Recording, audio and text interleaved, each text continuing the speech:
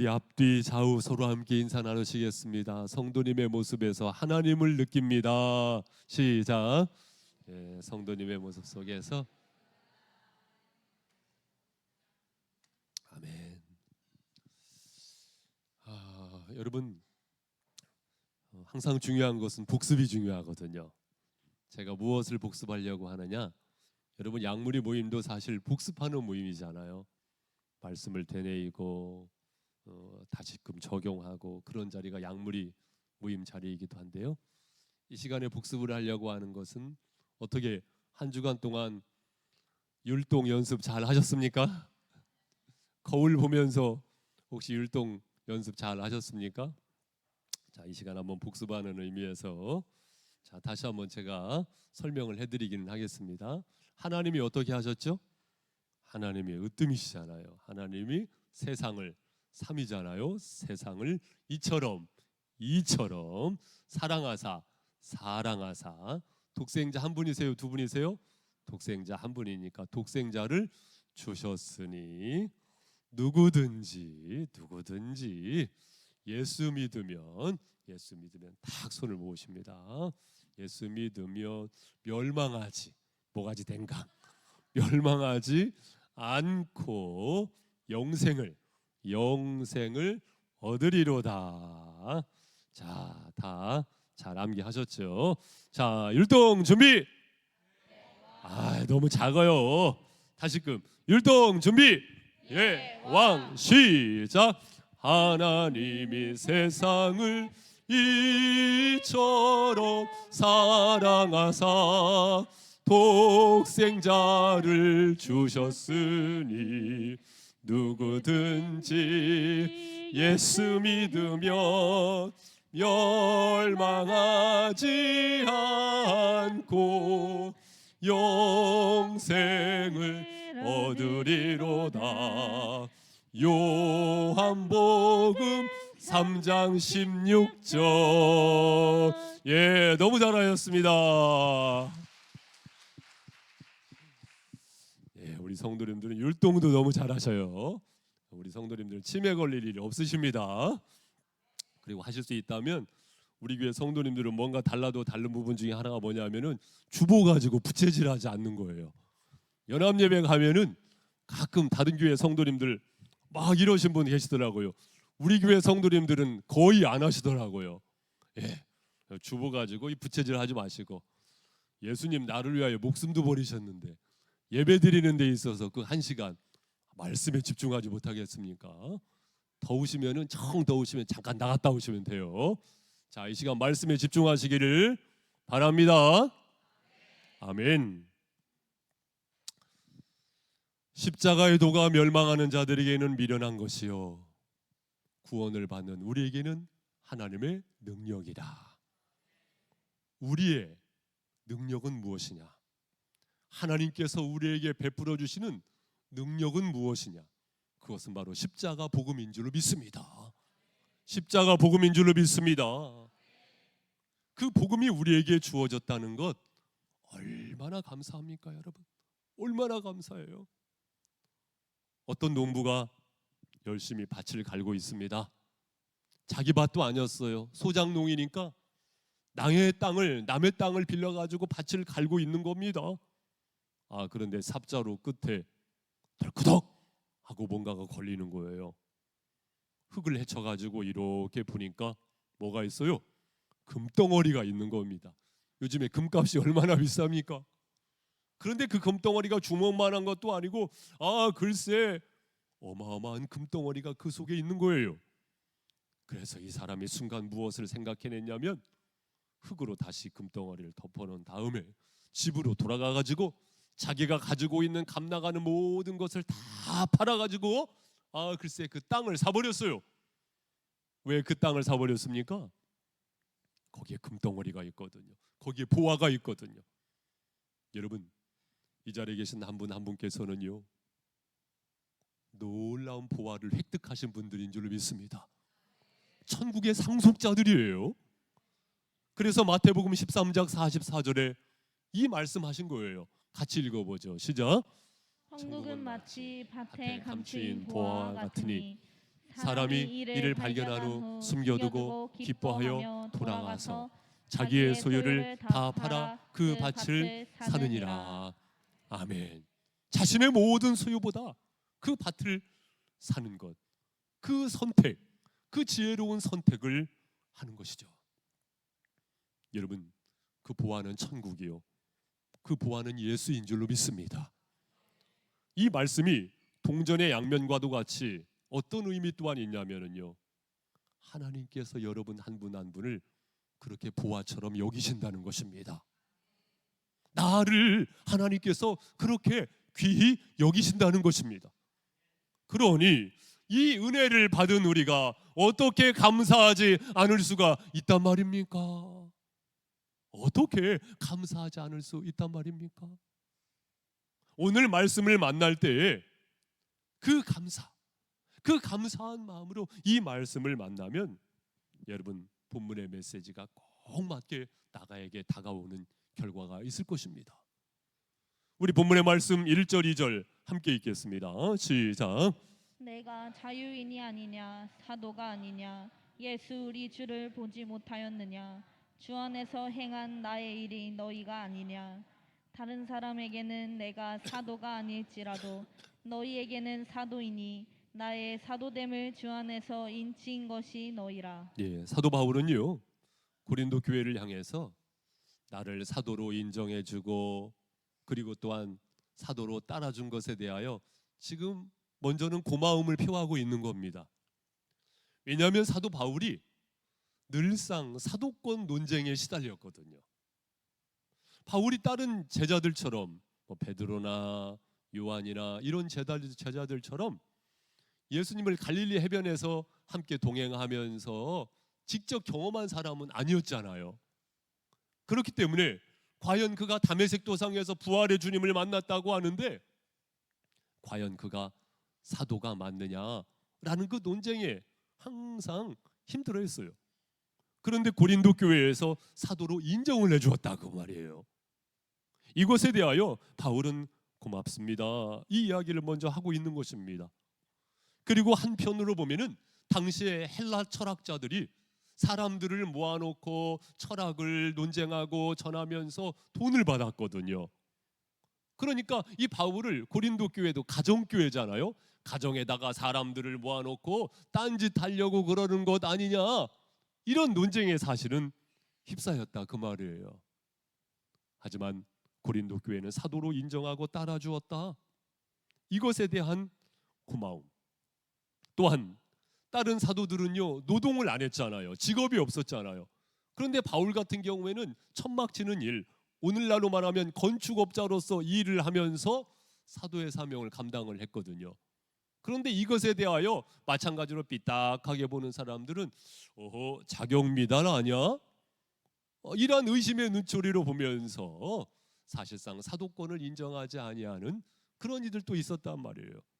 그런 비판을 하는 사람들도 한켠에는 있었어요, 없었어요? 있었다는 거예요. 그것이 3절 말씀입니다. 나를 비판하는 자들에게 변명할 것이 이것이니. 일부 비판하는 이들도 있었다는 것이지요.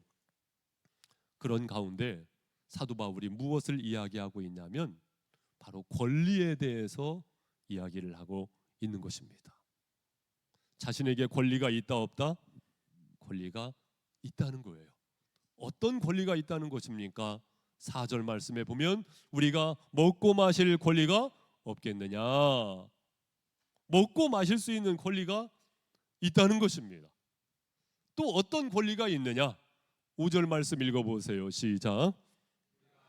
사도들과 주의 형제들과 게바와 같이 믿음에 자매된 아내를 데리고 다닐 권리가 없겠느냐. 예, 다른 사도들과 같이, 그러니까 게바 같은 경우에는 부인이 있었어요. 같이 동행하는 부인이 있었어요.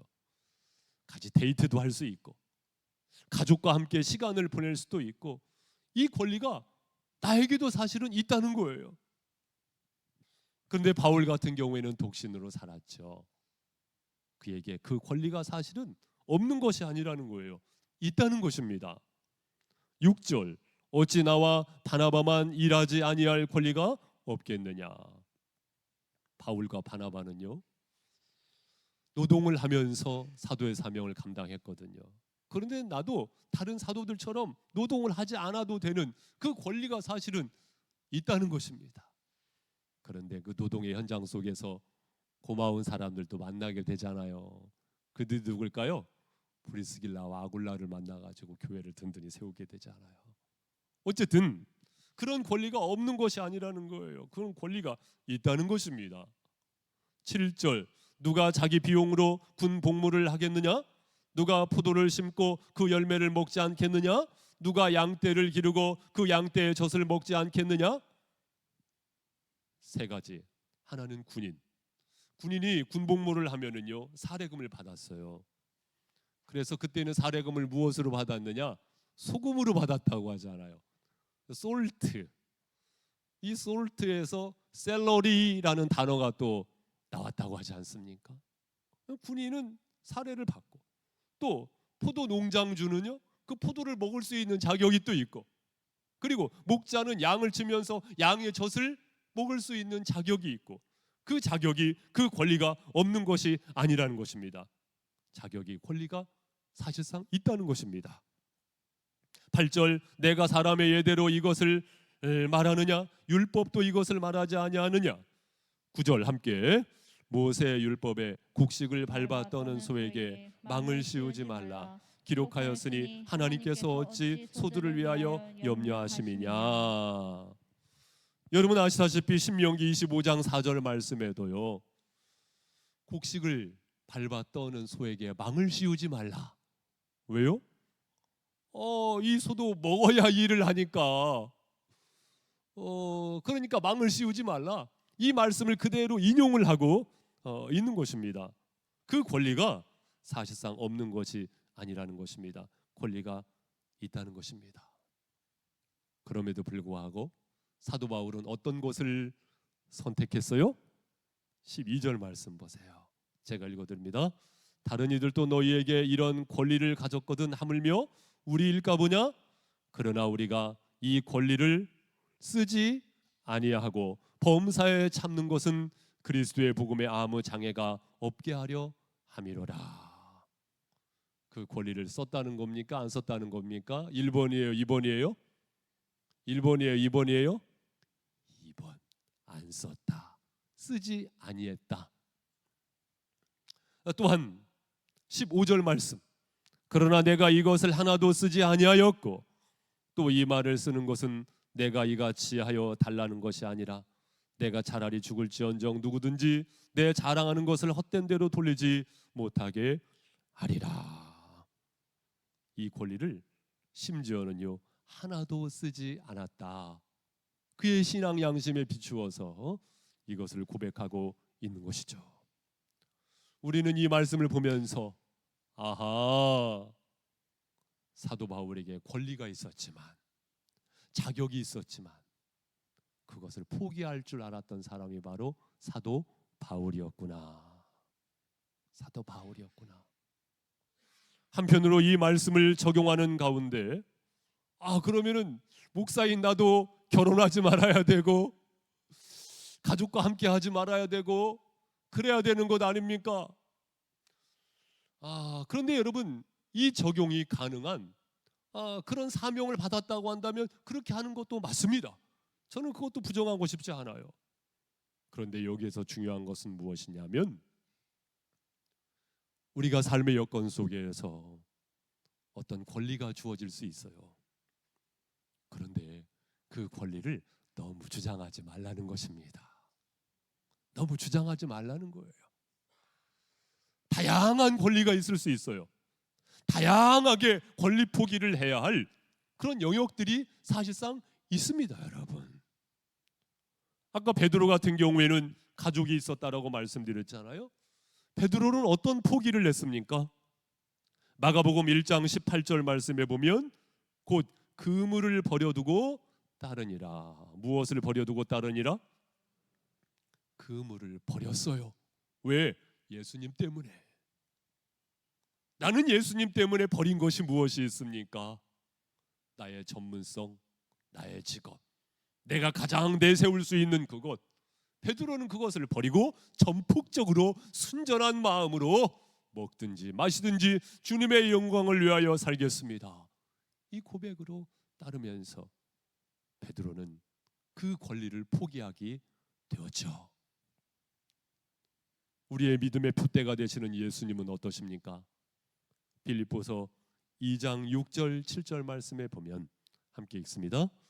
그는 근본 하나님의 본체시나 하나님과 동등됨을 취할 것으로 여기지 아니하시고 오히려 자기를 비워 종의 형체를 가지사 사람들과 같이 되셨고. 아멘. 그렇죠. 예수님은 천상 보좌를 버리시고 오히려 종의 형체를 입으신 주님. 예수님의 권리 포기이십니다. 예수님의 권리 포기이세요. 사랑하는 성도 여러분, 우리가 그렇습니다. 우리에게 당연한 권리가 사실상 있지요. 또 처한 상황 속에서 여러 가지 모양으로 있을 수 있습니다. 그런데 그 또한 너무 당연하게 여기는 것 좋지 않습니다. 그러면은 뭐가 없어요? 감사가 없죠. 감사가 없죠. 우리에게 주어지는 권리, 그것에 대하여 너무 욕심을 또한 가지면은 안 되겠어요. 사람에게는 만족함이라는 것이 없거든요. 당연한 것이지만은 그것에 대한 감사함, 그것에 대한 넘치는 욕심, 또한 그것으로 인한 허영심, 그것이 있다고 한다면 과연 바울처럼 포기할 수 있는 용기와 이 시간에 결단이 있겠는가? 하나님께서는 나에게 질문하시는 것 아니겠습니까? 보다 더 구체적으로 말씀을 보자고 한다면 바울은 무엇 때문에 권리 포기를 했을까요? 무엇 때문에 권리 포기를 했어요? 12절 다시 한번 시작. 너희에게 이런 권리를 가졌거든 하물며 우리일까 보냐. 그러나 우리가 이 권리를 쓰지 아니하고 범사에 참는 것은 그리스도의 복음에 아무 장애가 없게 하려 함이로다. 예, 그리스도의 복음에 아무 장애가 없게 하려 함이라. 바로 복음 때문에입니다. 따라해 보세요. 복음 때문에. 바로 복음 때문에, 복음을 위해서 자신에게 주어진 권리를 10분 누리지 아니하고 오히려 포기하는 길을 선택했던 것을 볼 수가 있습니다. 서두에 말씀드렸다시피 당시에 견유학파 철학자들이 있었어요. 그들은 방랑 철학자들이었는데 사람들을 모아놓고 철학을 논하면서 돈을 받았다는 거예요. 사도 바울은 그러한 의심이 있을 수 있는 가능성에서 자신을 구분짓고 있습니다. 자신을 구분짓고 있습니다. 무엇 때문에? 복음이 복음되게 하기 위하여. 복음, 하나님이 세상을 이처럼 사랑하사. 우리 하나님은 사랑의 하나님이신 줄 믿습니다. 독생자를 주셨으니 바로 예수 그리스도를 우리에게 나에게 보내주신 줄로 믿습니다. 이는 그를 믿는 자마다, 그렇죠, 우리는 믿음으로 말미암아 구원을 받은 사람들인 줄로 믿습니다. 영생을 얻게 하려 하심이라. 그렇습니다. 영벌이 있는가 하면 영생이 있으니 우리에게는 그 놀라운 영생이 주어진 사람들인 줄로 믿습니다. 그 복음이 손상되지 아니하고 그 복음이 왜곡되지 아니하고 그 복음이 의심받지 않고 순전하게 전해지게 되기 위하여 바울은 차라리 무엇을 선택했습니까? 권리를 포기하는 것을 선택했다, 그 말씀입니다. 여러분, 이 말씀이 우리의 생활 속에서 아주 각각 적용이 될 수 있는 아주 중요한 부분이잖아요. 우리가 지나치게 권리를 주장하는 것, 사실 우리 그리스도인들이 일상생활 속에서 조금 내려놓을 필요가 있지 않을까요? 물질적인 이익, 우리는 당연히 주장할 수 있는 권리가 처한 상황 속에서 있을 수 있어요. 그런데 그 물질이 우상이 되다 보면은 지나치게 그것을 요구하게 되어질 때 내가 전하려고 하는 복음이 사실은요 손상받을 수가 있습니다. 생존 경쟁, 약육 강식의 사회 현장 속에서 그 마음을 내려놓을 필요가 있어요. 뭐 사소하게 시장에서 귤을 산다, 너무 하나 더 올려놓으려고 하지 마세요. 우리 그리스도인들이 조금 사실 손해 보려고 할 필요가 있습니다. 콩나물 몇 가닥 너무 올려놓으려고 하지 마세요. 여기에서 자족할 수 있고 만족할 수 있고, 그런 가운데 내가 복음을 전하잖아요. 그 복음이요 극대화된다니까요. 할렐루야. 바로 그 적용을 말하는 것입니다. 그 적용을 우리의 삶의 현장 속에서 각각 할 수 있거든요. 박학다식 똑똑한 사람이야, 이런 말을 들을 수 있음에도 불구하고 단순하고 심플하고 분명한 십자가 복음을 전할 수 있다고 한다면, 여러분 그 복음이 진짜 복음이 될 수가 있다니까요. 내가 어떤 사람이냐에 따라서 복음이 어떤 복음이냐 그 진상이 드러날 수 있단 말입니다. 박수를 받을 수 있는, 찬사를 받을 수 있는 그 자리에서 그것이 내 것이 될 수가 있지만, 그러나 그것이 내 것이 아니라고 그 영광을 누군가에게 돌리면서 그런 가운데 복음을 전할 수 있다고 한다면, 그 복음이 왜곡되지 않고 순전한 복음으로 전달되어질 수가 있다는 말씀입니다. 사랑하는 성도 여러분, 복음을 위하여 권리를 너무 주장하려고 하는 자세, 그것을 우리가 한켠에 내려놓을 수 있다면 하나님께서 저와 여러분을 통하여서 큰 일을 이루시리라고 믿습니다. 또한 무엇을 위하여? 17절 우리 함께 읽습니다. 시작. 내가 내 자의로 이것을 행하면 상을 얻으려니와 내가 자의로 아니한다 할지라도 나는 사명을 받았노라. 아멘. 무엇을 받았노라? 사명을 받았다는 거예요. 사명을 받았다는 거예요. 어떻게 보면 사도 바울은 참 우둔한 사람인 것 같기도 해요. 그런데 사명 없이 어떻게 이렇게 살겠습니까, 여러분? 사명을 받았노라. 사명을 받았노라. 사랑하는 성도 여러분, 권리는 말 그대로 누릴 수 있는 자격입니다. 먹고 마실 수 있는, 가족과 함께 할 수 있는, 노동을 쉴 수 있는, 노동의 대가를 받을 수 있는. 그런데 사람이 어떻게 100% 만족할 수 있겠느냐는 거예요. 거기에서 만족할 수 있어야겠지요. 그렇지 못한다고 한다면 사람인지라 더 바라기 마련이거든요. 여기에 눈이 멀어서 잊혀질 수 있는 것이 있는데, 그것이 뭐라는 거예요? 사명이라는 것입니다. 사명이라는 것입니다. 사랑하는 성도 여러분, 한 번 살기 때문에 일생인데 그 일생이 사명 때문에 더욱 빛나는 줄로 믿습니다. 헛된 인생이 아니고 그 사명 때문에 우리의 삶이 더욱더 고귀한 삶이 되는 것 아니겠습니까?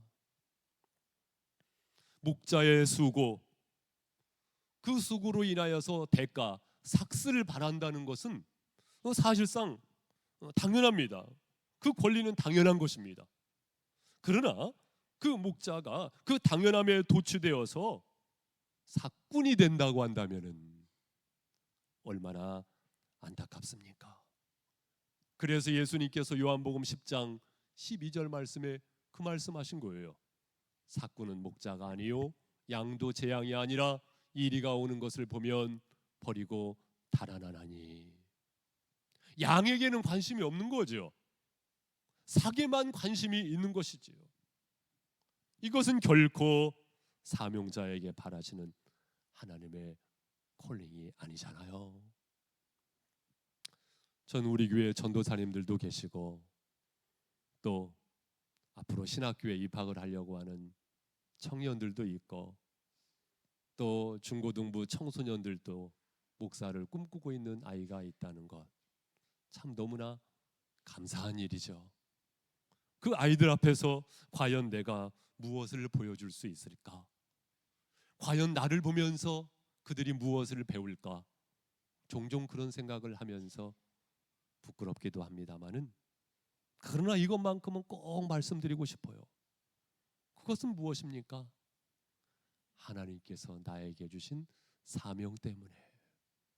그 사명을 잃어버리는 사람들이 되어서는 안 된다 그거예요.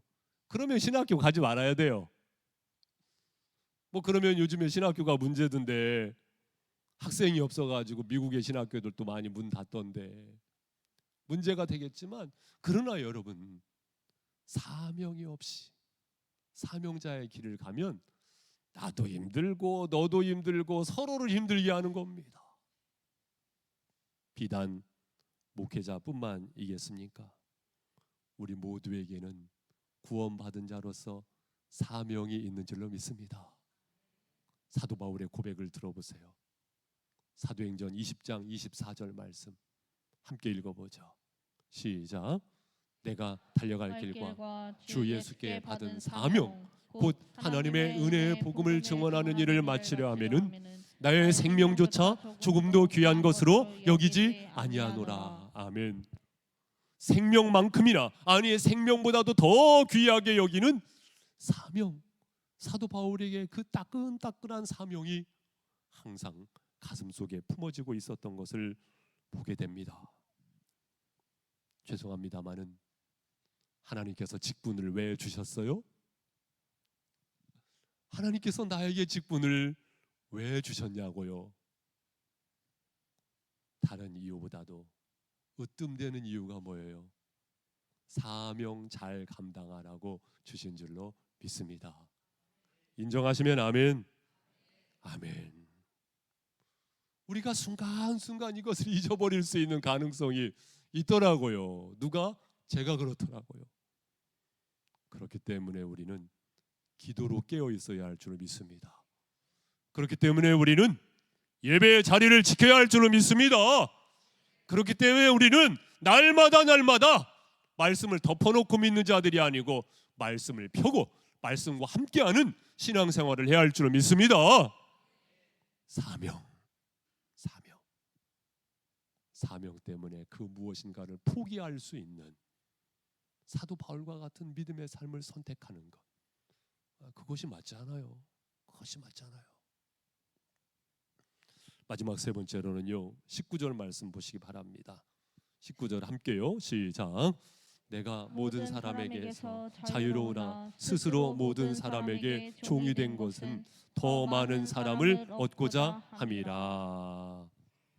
더 많은 사람을 얻고자 함이라.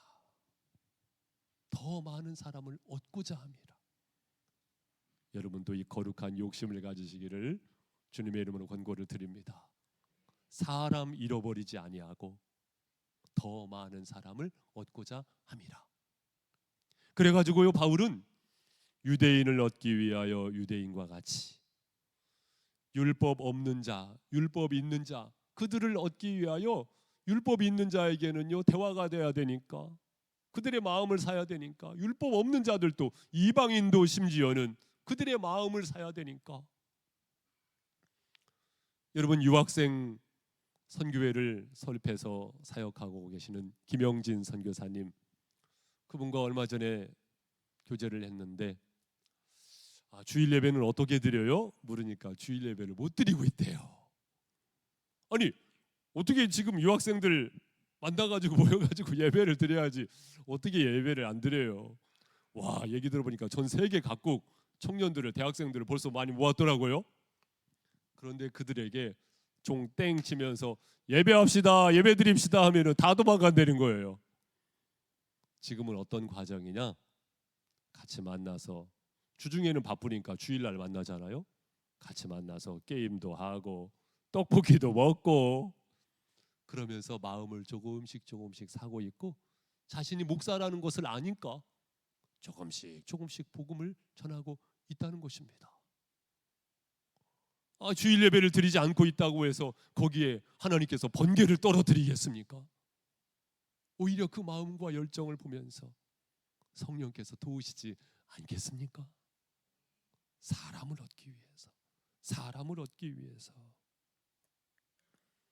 22절 말씀, 약한 자들에게 내가 약한 자와 같이 된 것은 약한 자들을 얻고자 함이요, 내가 여러 사람에게 여러 모습이 된 것은 아무쪼록 몇 사람이라도 구원하고자 함이니. 그렇습니다. 약한 자들을 얻기 위해서. 그래서 결국은 그들을 구원하고자.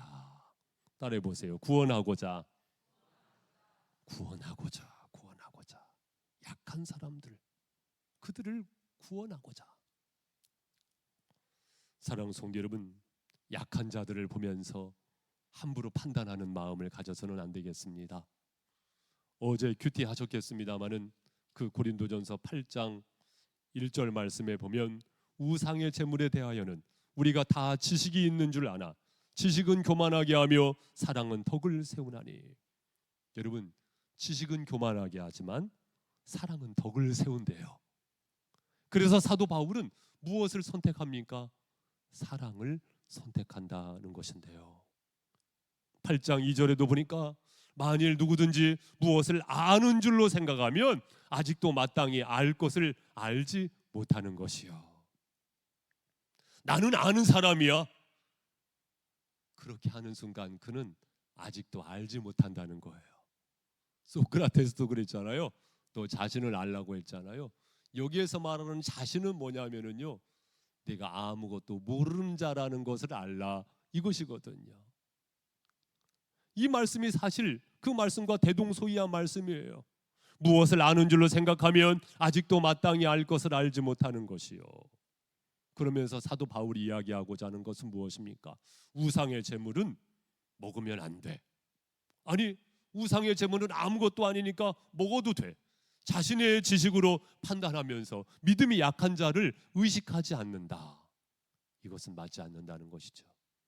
믿음이 약한 자에게 덕이 되지 않는다고 한다면 우상을 섬긴 제물, 그것 아무것도 아니지만 사실은 나는 그것을 먹지 않기로 작정했다, 결정했다. 사도 바울이 그 고백을 하고 있는 것이거든요. 결국은 약한 자를 얻기 위해서, 사람을 잃어버리지 않고 얻기 위해서 거룩한 선택을 하는 것입니다. 자칫 내가 가지고 있는 지식으로 나는 옳아. 그런데 여러분, 제가 지난번에도 말씀드렸지만 다른 차들이 다 역주행하고 있어요. 그런데 누가 역주행하고 있어요? 내가 역주행하는 것을 모르고 왜 다른 차들 다 역주행하고 있지? 그런 실수를 범하지 않는가 항상 돌아보아야 해요. 신앙의 가장 큰 유익은 무엇입니까? 자신을 돌아보게 하는 것 아니겠습니까? 하나님 앞에서 너무 나 주장하려고 하지 마시고 내 자신을 돌아보라, 그 말씀이에요. 내 자신을 돌아보라, 그 말씀입니다. 하나님의 일도 종종 성도님들에게 말씀드리죠. 잘하는 것 좋습니다. 그런데 잘하는 것보다 더 중요한 것은 사랑으로 하려고 하시고 서로가 서로에게 덕을 끼치면서 함께 하려고 하시길 바랍니다. 내가 무엇인가를 하면서 사람을 잃어버린다고 한다면 그것처럼 안타까운 것이 어디 있어요? 그래서 조선 후기에 거상이었죠. 임상옥 씨가 남긴 그 말, 장사는 이윤을 남기는 것이 아니고 사람을 남기는 것이다. 사람을 얻을 수 있다고 한다면 그것은 더 큰 것입니다.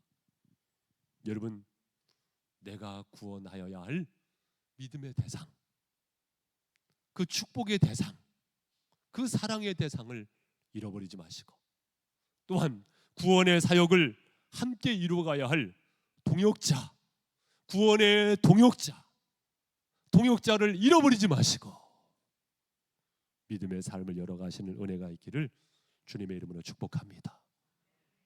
그러한 소원과 바람 속에서 내 권리를 조금 내려놓을 수 있는 은혜가 있다고 한다면 이것은 참으로 아름다운 것이죠. 사랑하는 성도 여러분, 우리에게 십자가의 복음, 부활 복음이 주어졌다는 것 얼마나 감사합니까? 이 감사와 기쁨으로 나를 지나치게 주장하기보다는 내 자신을 오히려 포기할 수 있음으로 말미암아 복음을, 또한 사명을, 또한 사람을 얻는 은혜가 저와 여러분의 삶 속에 풍성하시기를 주님의 이름으로 권고를 드립니다. 기도하시겠습니다.